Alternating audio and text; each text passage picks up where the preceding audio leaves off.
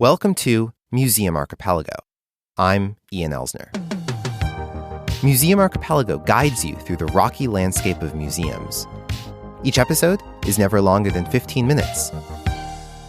So let's get started. Chris Newell remembers visiting the Abbe Museum in Bar Harbor, Maine as a kid. His father was hired to put on educational performances, to perform songs about their Passamaquoddy language, history, and culture at the Native Market and the Native American Festival hosted by the museum. So every summer, the family would drive the 2.5 hours from their home in Madagmigluk. Newell looked forward to it year after year with an almost giddy level of excitement.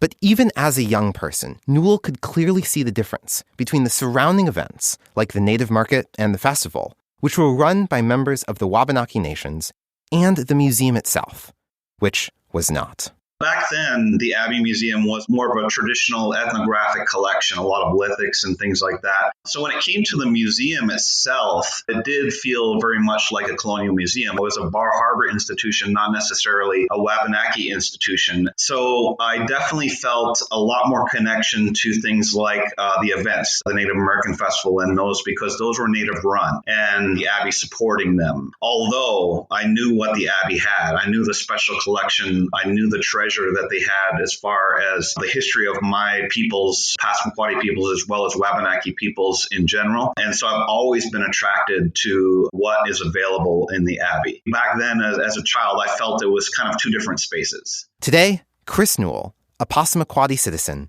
is the first member of the Wabanaki Nations to lead the Abbe Museum.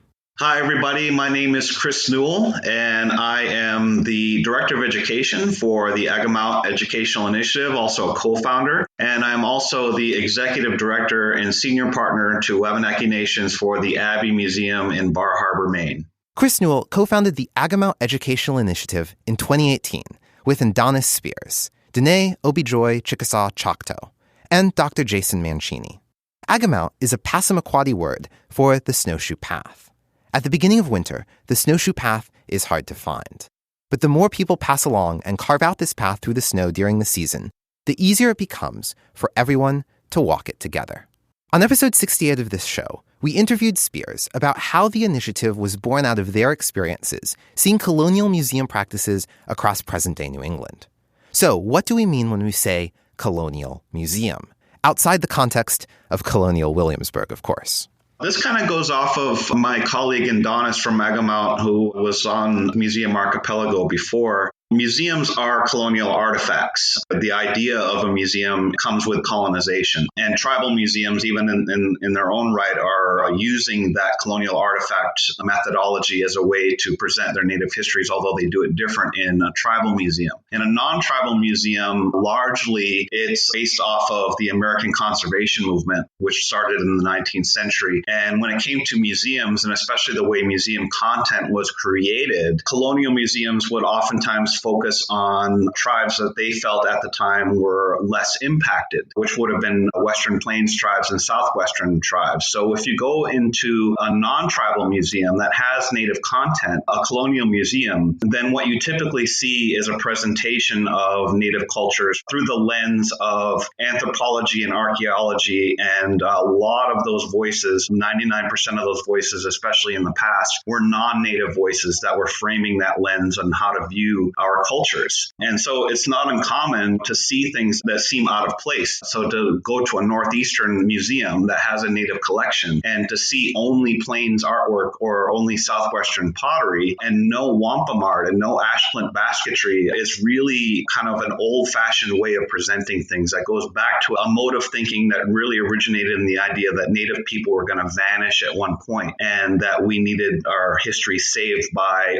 an outside force. And that's literally what the Colonial Museum represents, is that mindset. And the Abbe Museum is rooted in that mindset. Opened in 1928, it housed the collection of Native American objects gathered by radiologist Robert Abbe in a purpose-built building. Newell was hired to lead the Abbe Museum in February 2020, just before lockdowns due to COVID-19 began. But the decolonization process had been going on at the museum for the past 5 years. The Abbe Museum has gone through the past 5 years under the previous executive director, the president, CEO at the time, Cinnamon Caitlin Legutko, a decolonization process. And part of that was not just in the content of the museum, which centers Native voices now, but also in the structure of the way the museum is run. And the Abbe has, over time, restructured its board to become a majority Wabanaki board. So as a colonial museum that presents Wabanaki history, we are probably the only museum that has that structure where the voice of the people that we are representing is now centered and is also governing the institution itself. When the changeover in directorship happened, the museum changed the title from president and CEO to executive director and senior partner to the Wabanaki Nations as part of this decolonization process and the shift of power. The Wabanaki tribes of today are 5 tribes: Passamaquoddy, Penobscot, Mi'kmaq, Maliseet, and Abenaki tribes. In history, there was over 20 tribes at one point, but currently there are 5 tribes. Wabanaki is an overarching term for the cosmology of the peoples, in those tribes, in the belief in the Glooscap stories. Creation of a being named Glooscap created our people from the ash trees and gave us the name Wabanaki, which is the anglicized version of, in Passamaquoddy, Wabanaki, which would translate to the people of the dawn. Collectively, that's how we see ourselves. We understand that we are the easternmost tribes on the continent, and we are all connected in that way. So when it comes to that portion of my job, I take it very, very seriously. There's no book, right? There's no example for me to follow. I think about the museum world and the lack of representation by Native people in the museum world. There's a history to the reason why that is. But what I always tell people is that it does not do us any good as Native people to be absent from these spaces. No matter what, these spaces are interpreting our cultures and our histories and everything else. Therefore, we need to be present there. 85% of Native people work in the museum field as an entry level at visitor services or security. And very few of us get up into the intellectual leadership positions. And what I would want to do in the long run, I would love to see the Abbe Museum have a full Wabanaki staff. I mean, that would be the biggest goal I could actually have. But how do I do that? I need to partner the communities into the museum world. That way, the Abbe always feels like a welcoming space to any of the community members from the Wabanaki communities in Maine and beyond. Newell acknowledges that encouraging members of the Wabanaki Nations to work at the Abbe Museum can be an uphill battle because of the racist history of museums like it. The way museums in the past have done things like hold on to Native American remains, that has, the older generation would not go into those physical spaces because of that. The Abbe Museum is one of the places where we have repatriated all of those remains, and we're making it into a welcome space. And that's a big change for the museum world. But even outside of holding on to human remains, there are many examples of how museums' default colonial mindset can, in addition to everything else, lead to a worse visitor experience. As somebody that used to work in a tribal museum, it was not uncommon for me in that space for a non-Native visitor, whether a child or adult, to ask whether the tribe that we were presenting the history of still existed. There's a lot of people in this world that still think that Native people are all dead and gone. And that's oftentimes reinforced by their childhood experiences and their adult experiences going into a colonial museum and seeing artifacts that are only from the past or seeing artwork that is only from the past. And so for museums to update or decolonize the way that they present themselves, they really got to get out of that mode of trying to save a vanishing culture, but rather host the art and the histories of the living cultures that exist here now. One of the easiest ways to tell if you're visiting a colonial museum is if it doesn't ask you as the visitor to normalize some aspect of the culture presented.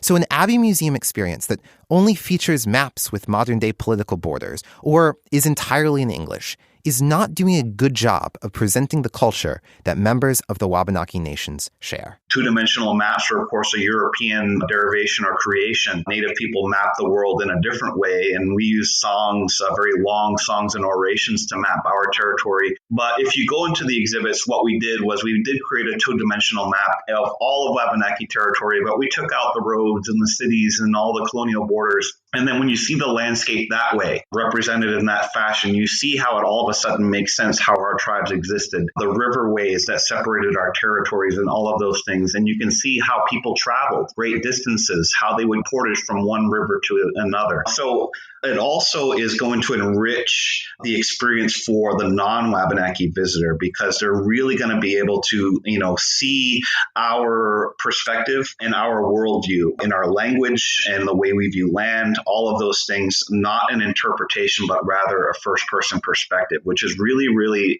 a powerful and impactful way. Bar Harbor, Maine is an international tourist destination. Cruise ships dock there.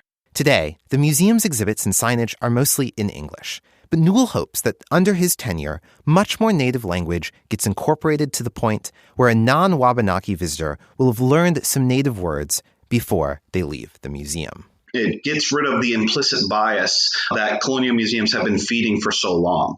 When the early English would arrive in the 17th century, they would use the word improvement as their reason for taking over and subduing land, building things like farms, permanent housing. But nowadays in America, we use the word development to do the exact same thing. But when we use that word development, what we mean is we're about to dig up a big plot of that life-giving life cycle, and we're going to do something and build something. But really, the process involved destruction first. Viewing the landscape through the different languages really gives you a window into the different mindsets. The use of language, I think, is probably the best bridge that I can draw for making all of that happen. When an English speaker learns some of our language and learns some of our worldview through it, they have experienced something. And so for the non-native museum visitor, the international visitor, to come through and to learn our worldview through our language and to have it normalized, to have the bathroom signs to say skied up and epid, instead of men's and women's. And for people to have to figure that out with the international signs, but they would learn some of our wording, and that's a profound experience. As Newell says, there's no book and there's no guide for the process of transforming the Abbe Museum from a colonial, traditional ethnographic collection into a fully decolonized museum run by members of the Wabanaki Nations. But because of work like this, the Snowshoe path becomes a little easier for other museums to follow. We want to be informative to anybody that would walk in through the door, but we would also want to be informative and welcoming to the Wabanaki person. And then by also doing that, the Wabanaki people who already know that language come into a space that uses their worldview. Then it doesn't become a Bar Harbor institution to the Wabanaki visitor anymore. It starts to become a home away from home. We are in the land of the dawn no matter what. And so the Wabanaki visitor should feel that sense of welcoming when walking into that space. This is really a passion of mine, a passion that was born out of my childhood, watching my father, make a difference in this world. And that's what I would hope to do. I leave a lofty goal of my future in that I would hope that by the time I have done with this world, that I have changed it for the better. Not just for the good of Wabanaki people, but for everybody.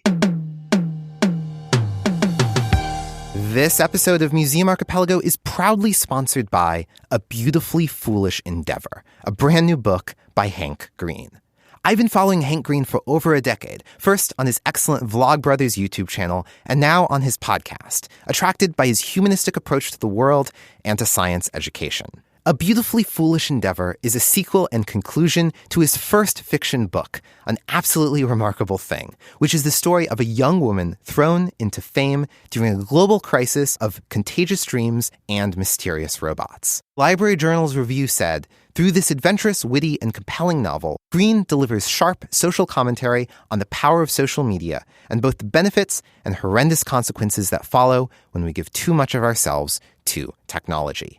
The book is out July 7th, 2020, in physical, audio, and ebook form, wherever books are sold, or you can just go to hankgreen.com. Thanks so much to Hank Green and A Beautifully Foolish Endeavor for sponsoring Museum Archipelago. You can find a full transcript of this episode and links to other episodes at museumarchipelago.com. Museum Archipelago is supported by listeners like you who have joined Club Archipelago on Patreon. If you can't get enough about how museums shape our lives, join now for $2 a month. If this is your first episode, subscribe to the show for free using your favorite podcast player. And if it isn't, leave us a rating or review. And next time, bring a friend.